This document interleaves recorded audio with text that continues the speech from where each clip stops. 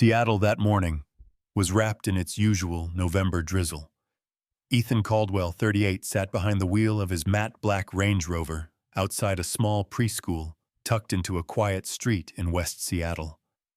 In the back seat, his 3.5-year-old daughter, Harper Grace Caldwell, everyone called her Harp, was dozing in her car seat, cheeks flushed from another night of bad dreams. Ethan had landed at SeaTac at 5:00 a.m. after a red-eye from New York, where he'd spent 48 hours keeping a $2 billion waterfront development from collapsing. People in real estate circles simply called him Caldwell. He owned half the skyline downtown beachfront compounds on Bainbridge Island, a penthouse atop the tallest residential tower in the city, and resorts rising along the Oregon coast. Money was measured in acres and zip codes, but money hadn't kept his wife. Harper's mother, a former Nordstrom heiress turned influencer, had walked out when Harp was 9 months old. "I wasn't built for car seats and lullabies, Ethan. I was built for Paris and private jets."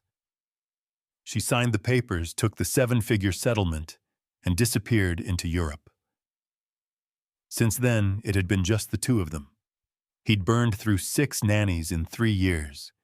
He was demanding always on the phone, and Harper was stubborn in exactly the way he was.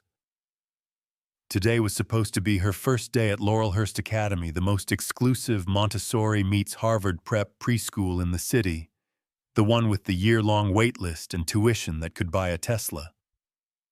But in the fog of exhaustion and back-to-back calls, Ethan had copied the wrong address from his assistant's text.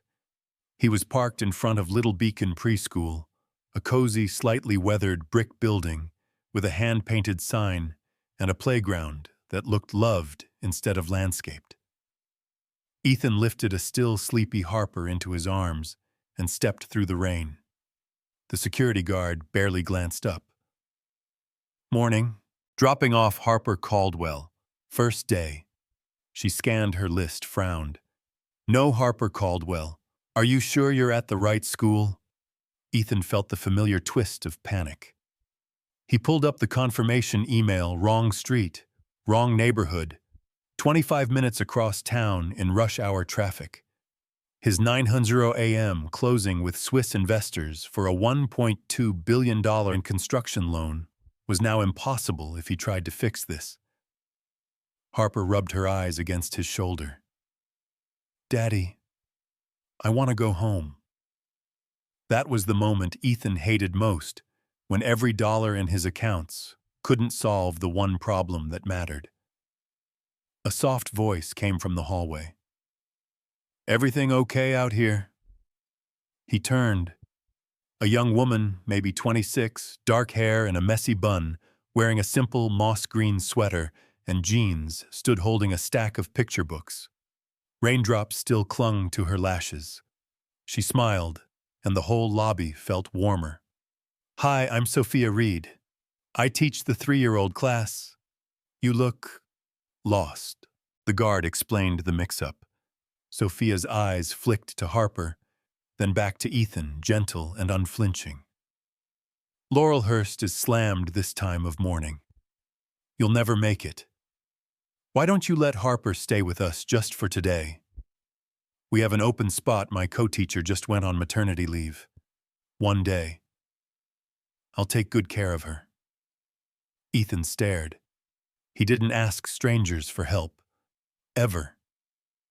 "You're sure?" Sophia crouched to Harper's level. "Hey, sweet girl. I'm Miss Sophia. Do you like painting rainbows? We have the biggest box of glitter crayons you've ever seen." Harper peeked out from Ethan's neck, considered the offer for 3 whole seconds, then reached for Sophia's hand. Ethan almost dropped his daughter in shock. 10 minutes later, emergency forms were signed under the covered entrance. Ethan kissed Harper's curls, voice rough. "Daddy has to go to one meeting, then I'm coming right back, okay? Be brave for me." Harper nodded, already holding Sophia's hand and staring wide-eyed at a wall mural of whales. The closing went perfectly. $1.2 billion secured. champagne in the boardroom. But Ethan spent the whole meeting picturing Harper crying in a strange classroom. He called it noon. "She's fine," Sophia said, laughter in her voice.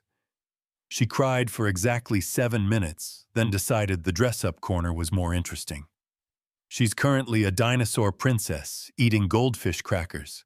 She also informed me your pancakes are okay, but not as good as mine." Ethan laughed, actually laughed on speakerphone, while his CFO stared. He arrived at pickup at 3:05 p.m., earlier than any parent ever. The classroom smelled like crayons and cinnamon. Harper was curled on a beanbag head in Sophia's lap, listening to a story. When she spotted him, she launched across the room.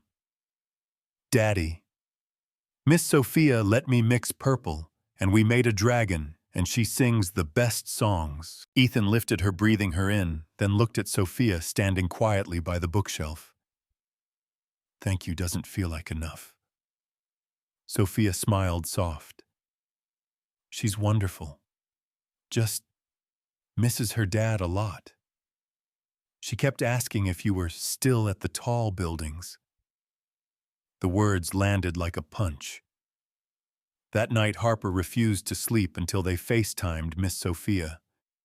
Ethan held the phone while his daughter babbled about glitter and dragons. The next morning, instead of turning toward Laurelhurst's gleaming gates, Ethan drove straight to Little Beacon. He walked into the director's office and slid a check across the desk. 3 years tuition for Harper. Plus whatever you need, new playground books, whatever. Just let her stay. The director tried to protest. He wouldn't let her. Harper never went to Laurelhurst. She thrived at Little Beacon in Miss Sophia's class. And Ethan started showing up on time. Every day. The man whose assistants used to do pickup now leaned against the fence at 3:55 p.m., in jeans and a hoodie, waiting for a tiny tornado to run into his arms. He and Sophia began talking. First about Harper, then about everything else. One afternoon, he brought coffee and a box of macarons from Le Panier. "Harper says you like the pistachio ones." Sophia blushed. "I like the day-old croissants from the bakery on the corner, actually." But she ate 3 macarons and saved him the last one for the drive home. One rainy Friday, his car wouldn't start in the parent pickup line. Sophia appeared with an umbrella and Harper on her hip, both of them soaked and giggling. That night he texted, "Dinner tomorrow, just you, me, and one very excited dinosaur princess." She sent back a heart emoji. They fell gently, quietly, the way Seattle rain falls, constant and undeniable.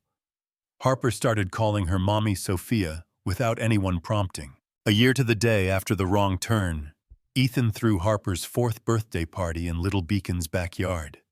He hired a string quartet, filled the playground with balloons, and while 20 preschoolers screamed with joy, got down on one knee in the wood chips. "I took a wrong turn," once he said, voice cracking, "and it brought me exactly where I was supposed to be." "Marry me, Soph!" Sophia cried so hard she could only nod. The wedding was at a vineyard on Bainbridge Island. Harper scattered petals and announced to everyone, "This is the best day ever, because now Mommy Sophia lives with us forever." At the reception, Ethan told the story to a crowd of real estate tycoons who'd never seen him smile this wide. "I thought money could buy anything except time and love. Turns out all I had to do was get lost." Sophia leaned into him, fingers laced through his. "I just opened the door for one scared little girl, and her very handsome, very lost dad walked in." Whenever anyone asks how they met, Ethan shrugs. "I took my daughter to the wrong school." Sophia finishes every time, "Thank God you did." Sometimes the best things in life don't have the most expensive address. Sometimes they're just waiting behind a hand-painted sign ready to welcome you home.